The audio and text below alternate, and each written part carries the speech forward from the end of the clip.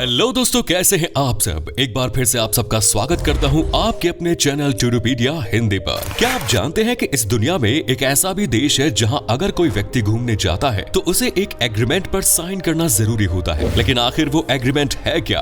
एक ऐसा देश जहां सनस्क्रीन पर बैन लगा हुआ है, और एक ऐसा देश जहां 40 किलोमीटर प्रति घंटे से ज्यादा रफ्तार पर आप गाड़ी नहीं चला सकते। इस देश ने शार्क्स के संरक्षण के लिए समुद्र में 6 लाख वर्ग किलोमीटर के एरिया को शार्क सेंचुरी घोषित किया हुआ है। और इस देश में सिर्फ एक ही जेल है, और ये जेल भी एक टूरिस्ट डेस्टिनेशन है। आज हम बात कर रहे हैं वेस्टर्न पैसिफिक ओशियन की एक छोटे से देश पलाओ की। तो देर किस बात की, अपना सीट बेल्ट बांध लीजिए अच्छे से और निकलते हैं पलाओ की एक शानदार सफर पर। सबसे पहले बता दें कि इस देश का ऑफिशियल नाम रिपब्लिक ऑफ पलाओ है। देश की कैपिटल सिटी नेरल मुद है, और ये दुनिया की सबसे छोटी राजधानियों में से एक है, क्योंकि इस कैपिटल सिटी में सिर्फ 271 लोग रहते हैं। वहीं पलाओ भी आबादी के मामले में दुनिया का चौथा सबसे छोटा देश माना जाता है। हाल के समय में पलाओ की जनसंख्या 18,200 के आसपास है। वहीं क्षेत्रफल के मामले में पलाओ दुनिया का 16वां सबसे छोटा देश है। पलाओ को दुनिया के सबसे नए देशों में गिना जाता है, क्योंकि सन 1994 में ही इसे अमेरिका से आजादी मिली थी। दोस्तों, ये देश अपने खूबसूरत समुद्री तटों और कोरल रीफ के लिए पूरी दुनिया में मशहूर है। पलाओ के अंतर्गत कुल 340 आइलैंड्स आते हैं, लेकिन इनमें से चंद आइलैंड्स पर ही लोग रहते हैं और बाकी सारे आइलैंड्स वीरान पड़े हैं।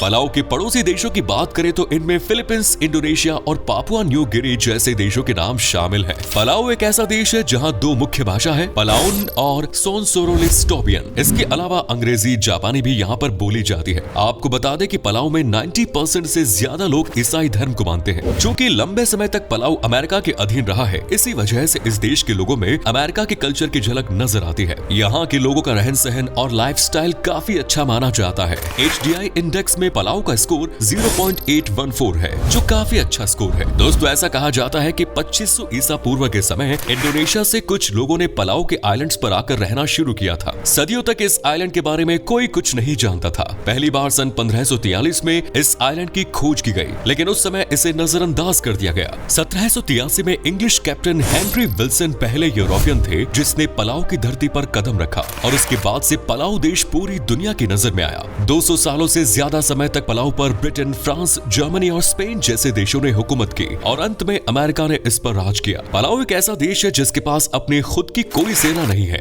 इस देश की सुरक्षा की जिम्मेदारी अमेरिका ने ले रखी है, और अमेरिका समय समय पर आर्थिक मदद भी पलाओ को मुहैया कराता रहता है। बात करें पलाओ की अर्थव्यवस्था की, तो इसकी GDP $300 मिलियन के आसपास है। यहाँ के लोग वैसे तो खेती बाड़ी ही करते हैं, और मछली पकड़ने का काम भी यहाँ बड़े पैमाने पर होता है, लेकिन देश की आमदनी का मुख्य स्रोत टूरिज्म सेक्टर है। 50% से ज्यादा की कमाई पलाओ को सिर्फ टूरिज्म इंडस्ट्री के जरिए ही होती है। पर कैपिटा इनकम के मामले में पलाओ काफी अच्छा माना जाता है। यहाँ के लोगों की सालाना प्रति व्यक्ति आय $17,000 से भी ज्यादा है। एक आइलैंड नेशन के हिसाब से यहाँ का हेल्थ केयर सिस्टम काफी अच्छा माना जाता है। कोरोर सिटी पलाओ की सबसे बड़ी सिटी है, जहाँ देश की 70% आबादी रहती है। साल 2006 तक कोरोर को ही पलाओ की राजधानी होने का गौरव प्राप्त था, लेकिन बाद में राजधानी को नेरल मुद शिफ्ट कर दिया गया। पलाओ को इतिहास में बेलेउ या पेलेउ के नाम से भी जाना जाता रहा है। दूसरे विश्व युद्ध के दौरान सन 1944 में पलाओ की धरती पर एक युद्ध भी लड़ा गया था, और लगभग 10,000 जापानी सैनिकों की मौत हो गई थी। पलाओ एक ऐसा देश है जहाँ की 22% से ज्यादा आबादी अन्य देशों में रहती है। असल में इस देश में रोजगार के बहुत ज्यादा साधन मौजूद नहीं है,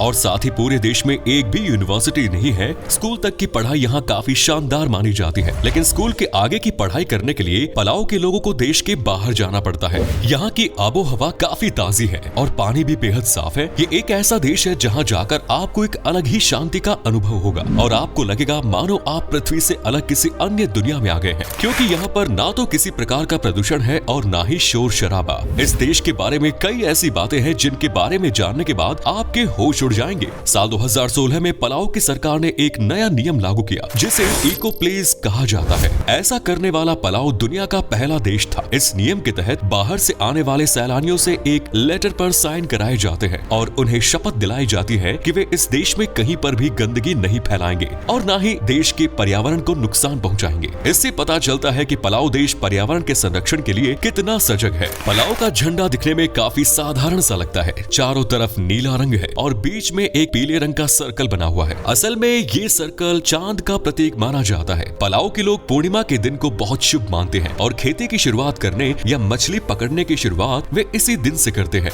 इसके अलावा भी अन्य मंगल कार्यों की शुरुआत पूर्णिमा के दिन से ही शुरू होती है। तो वही सर्कल के चारों ओर नीला रंग प्रशांत महासागर का प्रतीक है। पलाऊ में पूरे साल मौसम काफी सुहाना रहता है। यहाँ के मौसम का लुत्फ उठाने दूर दूर से सैलानी आते हैं। भले ही पलाऊ की कुल जनसंख्या 18,000 है, लेकिन हर साल लाखों पर्यटक पलाऊ की खूबसूरती का दीदार करने के लिए आते हैं। पलाऊ देश में मैट्रियार्कल सोसाइटी का नियम है, यानी घर की महिलाएं ही घर की प्रमुख होती है। ये देश वुमेन एम्पावरमेंट की एक अच्छी मिसाल है। सभी लेन देन और व्यापार संबंधित काम महिलाओं द्वारा ही संभाले जाते हैं। पलाऊ देश की लड़कियां बहुत ज्यादा आधुनिक या मॉडर्न ड्रेस नहीं पहनती, लेकिन साधारण कपड़ों में भी यहाँ की लड़कियां बहुत खूबसूरत लगती हैं। अगर आप पलाऊ देश की नागरिकता हासिल करना चाहते हैं तो यहाँ की लड़की या लड़के से शादी कर सकते हैं। शादी के बाद आपको पलाऊ का PR मिल जाएगा और 5 साल बाद आप इस देश की नागरिकता के लिए अप्लाई कर सकते हैं। आपको जानकर हैरानी होगी कि पलाऊ के लोगों को अमेरिका में जाने के लिए या वहाँ काम करने के लिए किसी भी प्रकार के वीजा की जरूरत नहीं पड़ती है। पलाऊ में सरकार अपनी जनता से किसी भी प्रकार का टैक्स वसूल नहीं करती है। दोस्तों, पलाऊ में अगर आप घूमने जाएं तो अपने साथ सनस्क्रीन बिल्कुल कैरी ना करें, क्योंकि सनस्क्रीन में कई हार्मफुल टॉक्सिन्स पाए जाते हैं जो यहाँ के समुद्रों में मौजूद कोरल रीफ को नुकसान पहुंचा सकते हैं। पलाऊ देश में सिर्फ एक ही जेल है और ये जेल भी एक टूरिस्ट डेस्टिनेशन है। जी हाँ, इस जेल में बहुत कम कैदी रहते हैं, क्योंकि पलाऊ में क्राइम रेट ना के बराबर है। यहाँ पर कैदियों द्वारा बनाए गए प्रोडक्ट्स बेचे जाते हैं और सैलानी इन प्रोडक्ट्स को भी काफी पसंद करते हैं। इससे होने वाली कमाई का एक हिस्सा कैदियों को भी मिलता है। पलाऊ के नियमों के मुताबिक यहाँ सड़कों पर 40 किलोमीटर प्रति घंटे से ज्यादा रफ्तार से गाड़ी नहीं चला सकते। इससे ज्यादा रफ्तार में गाड़ी चलाने पर आपके ऊपर जुर्माना लगाया जा सकता है। और वैसे भी किसी को यहाँ तेज गाड़ी चलाने की जरूरत ही नहीं पड़ती, क्योंकि एक छोटा सा देश है और यहाँ भीड़ भाड़ भी नहीं होती। इसीलिए जल्दबाजी में गाड़ी चलाने का कोई सवाल ही पैदा नहीं होता। पलाऊ देश में कोई भी पब्लिक ट्रांसपोर्ट सिस्टम नहीं है। अगर आप यहाँ घूमने के लिए जाते हैं तो आपको पर्सनल टैक्सी ही रेंट पर लेनी पड़ेगी, या फिर आप 2 व्हीलर भी किराए पर ले सकते हैं। पलाऊ की गिनती उन देशों में की जाती है जहाँ मोटापा एक बहुत बड़ी समस्या बनता जा रहा है। नौरू के बाद पलाऊ को दुनिया में दूसरा सबसे ज्यादा मोटापे वाला देश माना जाता है। असल में इसकी एक वजह यहाँ का खान पान भी है। पलाऊ के लोग तरह तरह की डिशेस खाने के बहुत शौकीन है। यहाँ के प्रसिद्ध व्यंजनों में स्पाम मुसुबी,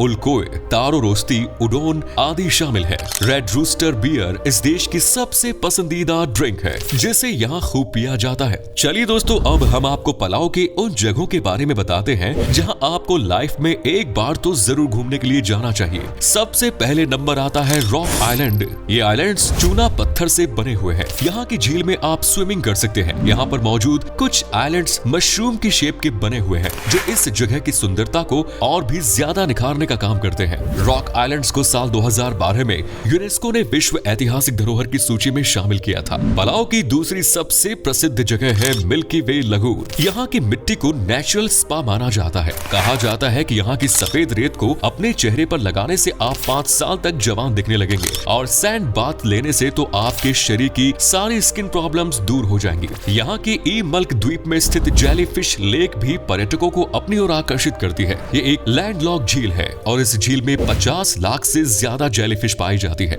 ये जेलीफिश गोल्डन कलर की होती है, तो वहीं कुछ जेलीफिश ट्रांसपेरेंट भी होती है। दोस्तों, दुनिया भर में शार्क को खतरनाक जानवर माना जाता है, लेकिन पलाऊ के लोग शार्क को भी एक दोस्ताना जानवर मानते हैं। प्रशांत महासागर के 6 लाख वर्ग किलोमीटर एरिया को पलाऊ ने शार्क सेंचुरी घोषित किया हुआ है। ये एरिया फ्रांस देश के बराबर है और यहाँ पर शार्क को मारना सख्त मना है। खारे पानी के मगरमच्छ देखना इस झील में बेहद आम है। इन सब के अलावा German Channel, Honeymoon Beach, Blue Hole, Belau National Museum, Kayangel Atoll, यहाँ भी आप घूमने के लिए जा सकते हैं। पलाऊ में आप स्कूबा डाइविंग जैसे कई एडवेंचरस स्पोर्ट्स का भी भरपूर आनंद ले सकते हैं। यहाँ आपको एक शानदार कोरल रीफ की दुनिया देखने को मिलेगी, जिसे देखना अपने आप में एक बेहद सुखद अनुभव होगा। माउंट एंगेर छेचूज पलाऊ देश की सबसे ऊंची चोटी है। तो दोस्तों, आपको इंटरनेट पर बहुत सारी ऐसी वीडियोस मिल जाएंगी जिसमें दावा किया जाता है कि पलाऊ के आइलैंड्स वोल्केनिक आइलैंड्स हैं, जिनसे लगातार लावा निकलता रहता है और किसी भी समय वे ज्वालामुखी फट सकते हैं। लेकिन इस पूरे देश में सिर्फ एक ही वोल्केनिक आइलैंड्स है।